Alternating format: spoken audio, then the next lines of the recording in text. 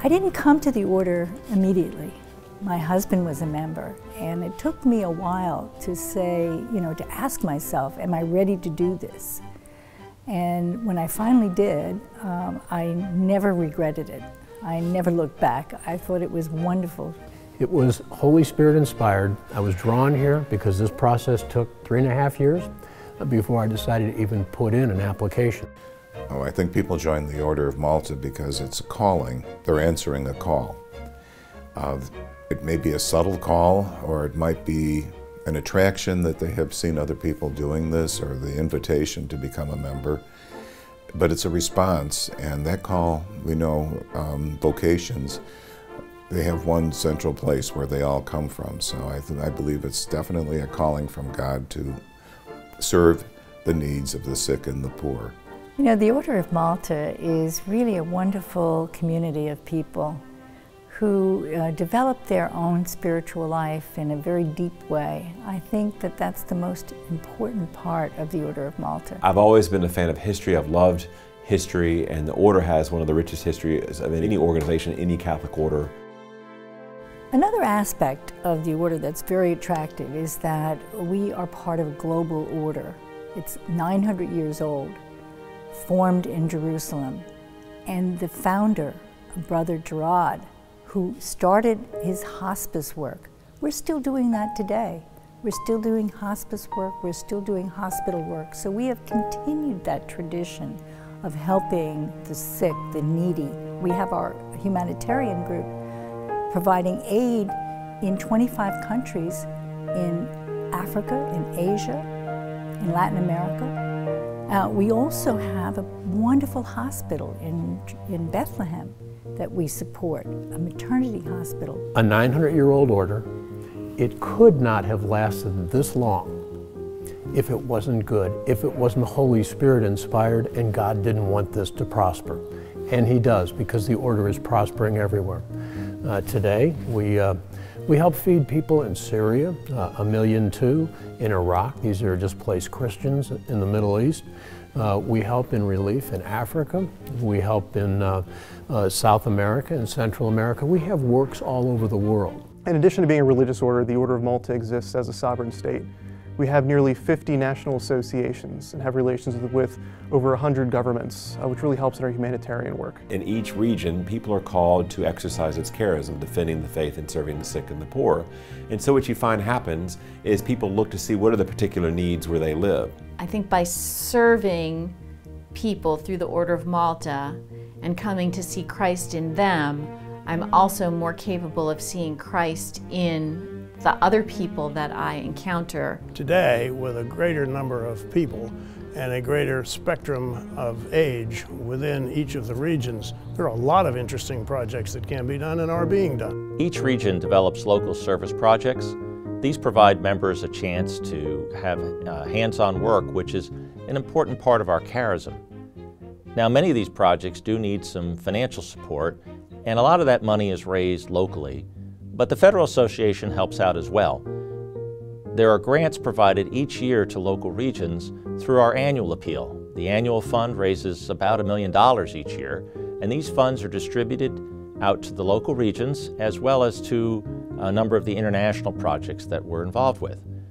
It's a way of providing additional support to build soup kitchens and to help with our hospital programs and to make sure that there's some funding there to support the work of our local members. We have the Malta House of Care, which is a clinic for the uninsured, which was opened in the summer of 2006. So this year we're celebrating our 10th anniversary. The idea was that we would go to the people in the poorest areas of Greater Hartford, which eventually we did. If we didn't incorporate our faith into our works, then I don't think that we would be much different than another nice charitable organization. One of the key struggles in our church today is how do we communicate the faith to the next generation? How do we get them engaged? What Friar Fest is it is a Eucharistic-centered retreat, weekend retreat. Friars and nuns, the Franciscan friars, the Renewal, and the Sisters of Life have come down. The order organizes it pays for it, so it's free for all of these kids. In modern day society, it's so easy to become disconnected from those who are in need, those who are poor, and those who are sick, or to have those encounters be brief chance encounters. But in the case of the Lord's, you have the opportunity to spend an entire week with a malad or a companion and really get to know them on a fundamental level. Malads are the sick that we take to Lord's. Malad is the French word for sick. It's seeing the face of Christ in others when you have to, and it's not easy. We take people to Lord's who have all manner of maladies. You see the struggles that people have experienced, and you see their faith. When you go to Lord's, you are renewed. You feel called to serve more than you normally do. And when you see the experience that the Malads have and witness the faith, it's so moving, you never forget it. My dad was given this diagnosis days before I was leaving for the Lord's pilgrimage in 2013, and I considered not going. But he said, you know, I need you there, please pray for me at the grotto. And so I went, and I found it inspiring. Second Vatican Council talked to us about the universal call to holiness, and that really comes alive in the vocation to the Order of Malta, as we see laymen and women striving to authentic roles of leadership in the parish. And we definitely see that among the knights and dames in the order. People join the order, and it doesn't just become something that they wear, it becomes something that they live. The Order of Malta is a religious order. It's a lay religious order. There are no clerics, although we have chaplains, not to be confused, but they are not actual members in the same way as the knights and the dames. And some of the knights are professed religious, which is what makes us a Catholic religious order. The role of a chaplain is to be a spiritual support.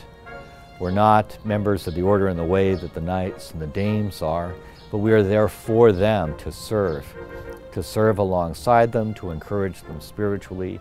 The Knight and Dame of Magistral Grace, which is what I entered as originally and what most people would enter as, makes a strong commitment. It's different than being a Third Order member, different than being an oblate of St. Benedict. It's a very strong commitment to follow the charism of the order. I first got involved in the Order of Malta through the auxiliary. It tends to be a lot of younger people really assisting the members of the order, everything from their charism defense of the faith and care of the poor and the sick, assisting with setup logistics of various programs they have running. From there I was invited to join the order, which was another couple of years of discernment before actually joining and becoming a member of the order. When we are invited to join the Order of Malta, we ask the candidates to come and be part of our community, try us out, so to speak, and be part of us, to join in what we're doing spiritually and in our works. And we try to also give them a whole year, or even more than a year, of formation, so that they understand the aspects of our order, understand our spirituality, understand what's required of us, understand that this is a lifetime commitment, because we want them to really benefit from this in ways that they probably have no idea in the beginning are going to happen, but to benefit from their own sanctification, because it is through the order that we are trying to help them on a path toward their own sanctification. As an auxiliary member or a younger person discerning membership, you know, it's a lifetime commitment, so I wanted to make sure that I had gone to Lord's a few times, participated in a lot of different activities. That is the service of the Order of Malta. Not only what we do in showing up, it's prayer in action. It's our spiritual life come to life. We're sitting beside someone, praying with them. We're sitting beside someone, showing them care and love. That's a prayer. God said it's not good for us to be alone. And the order is a fellowship. And you surround yourself with some of the highest caliber people I have ever met in my life. I've been in business a long time. I've met all kinds of people. And the people in the Order of Malta are uniformly the highest caliber people I've ever been around. And they help to make you a better person.